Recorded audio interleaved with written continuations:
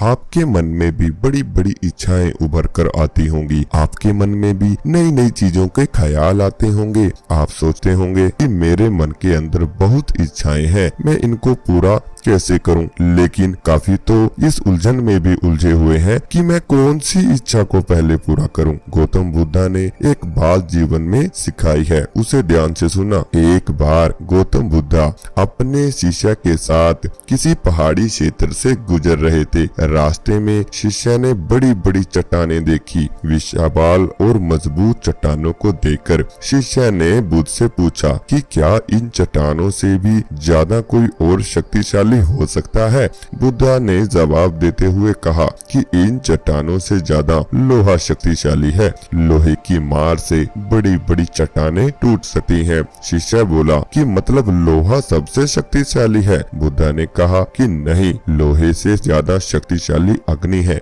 अग्नि लोहे को तपाकर उसका रूप बदल सकती है। शिष्य फिर बोला कि मतलब अग्नि सर्वशक्तिमान है। बुद्धा ने फिर जवाब दिया कि नहीं, जल अग्नि को ठंडा कर सकता है। यह बात सुनकर शिष्य सोच में पड़ गया और बुद्ध समझ गए कि अभी उनके शिष्य की जिज्ञासा शांत नहीं हुई है। शिष्य फिर बोला कि जल से ज्यादा शक्तिशाली कौन है। बुद्धा ने कहा कि वायु जल की दिशा बदल सकती है, लेकिन वायु भी सबसे ज्यादा शक्तिशाली नहीं है। बुद्ध ने आगे कहा कि इस संसार में सर्वशक्तिमान सिर्फ और सिर्फ हमारी संकल्प शक्ति है। हमारी संकल्प शक्ति से हम पृथ्वी, जल, वायु, अग्नि और आकाश को नियंत्रित कर सकते हैं। संकल्प शक्ति से हमारे अंदर कठोरता, उष्णता, शीतलता को काबू किया जा सकता है। इसलिए संकल्प शक्ति ही सबसे बड़ी शक्ति है और वही सबसे शक्तिशाली है। साथ में अगर हमें मन की इच्छाएं पूर्ण करनी है,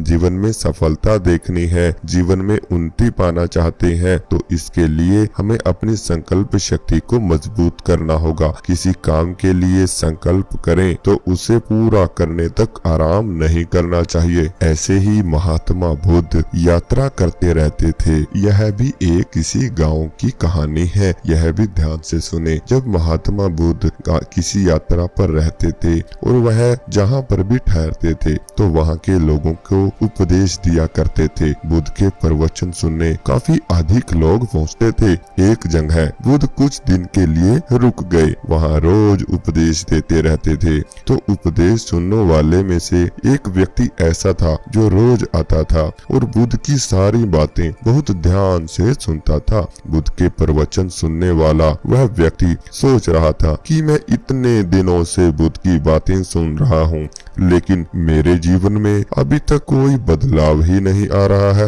एक दिन बुद्ध ने प्रवचन में कहा कि अगर कोई व्यक्ति आपके ऊपर गुस्सा करता है तो वह खुद का नुकसान कर रहा है, लेकिन अगर आप भी गुस्से का उत्तर गुस्से से ही देते हैं तो आप उससे भी ज्यादा खुद का नुकसान करते हैं।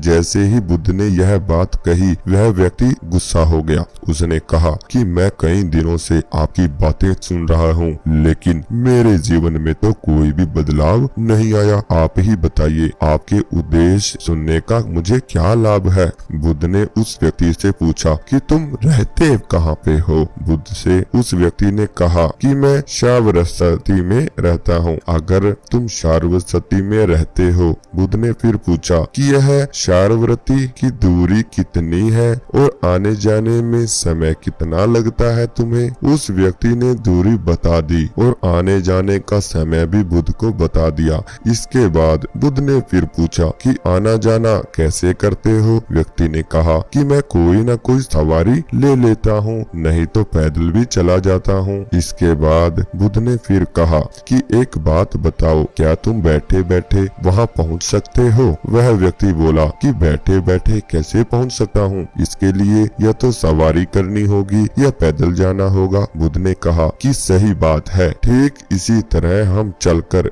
यानी काम करके ही लक्ष्य तक पहुंच सकते हैं, मन की इच्छाएं पूरी कर सकते हैं। लक्ष्य की ओर बढ़ते समय कभी कभी असफलताएं भी मिल जाती हैं, लेकिन हमें निराश नहीं होना चाहिए और आगे बढ़ते रहना चाहिए। जब हम एक सही दिशा में निराश हुए बिना आगे बढ़ते रहते हैं तो लक्ष्य तक जरूर पहुंचते हैं। हर रोज सत्संग करते हैं तो हमारा मन गलत बातों से दूर होने लगता है, सकारात्मकता बढ़ने लगती है और अशांति दूर हो जाती है। शांति का प्रवेश हमारे मन के अंदर होना शुरू हो जाता है। बुद्ध की बातें उस व्यक्ति को समझ आ गई। वह शांति के साथ वहां फिर बैठ गया और बुद्ध के उपदेश सुनने लगा। आप भी अगर अपने मन की किसी इच्छा को पूरा करना चाहते हो तो आपको कड़ा संकल्प लेना होगा और केवल संकल्प लेने से ही वह इच्छा पूरी नहीं होगी। आपको उस संकल्प के ऊपर मेहनत करनी होगी, उस इच्छा को पाने का प्रयास करना होगा, उस संकल्प पर निरंतर रहना होगा, तभी आप अपनी हर मन की इच्छाओं को पूरा कर सकते हो। अगर आपको गौतम बुद्ध की यह कहानी अच्छी लगी तो इस चैनल को सब्सक्राइब करें और बेल आइकन को भी प्रेस करें।